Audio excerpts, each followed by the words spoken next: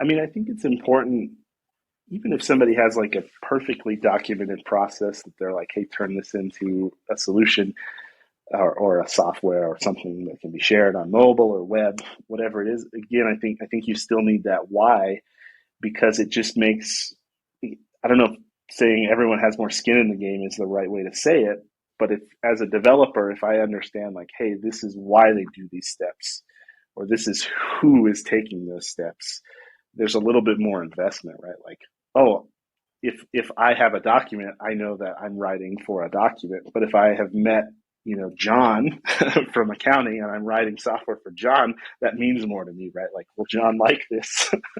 We don't take that into account for every decision we make, right? But it does help when you're thinking through like, oh yeah, this line of the document's a little unclear.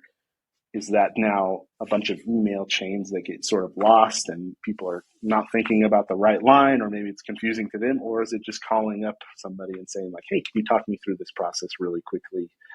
And they're like, oh yeah, that's a great point. I did write that down wrong. I actually do this.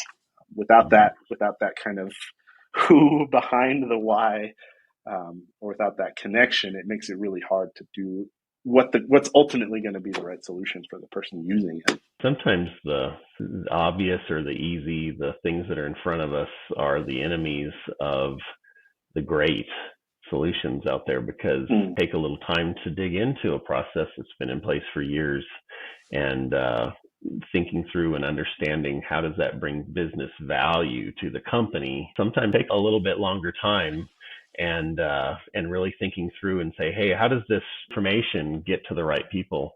Maybe Mm. that's also another interesting thing. You mentioned the who.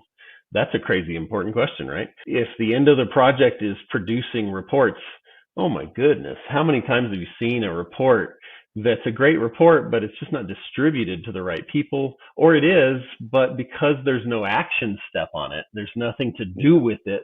It's not comparing against the right historical element, or it's not comparing against a budget. There's no action on it. It's like, okay, that's interesting, but I'm busy today, so the interesting falls to the wayside, right? Uh, Yeah. and no, so if you don't act on the information, how is that really moving the needle for your business, right?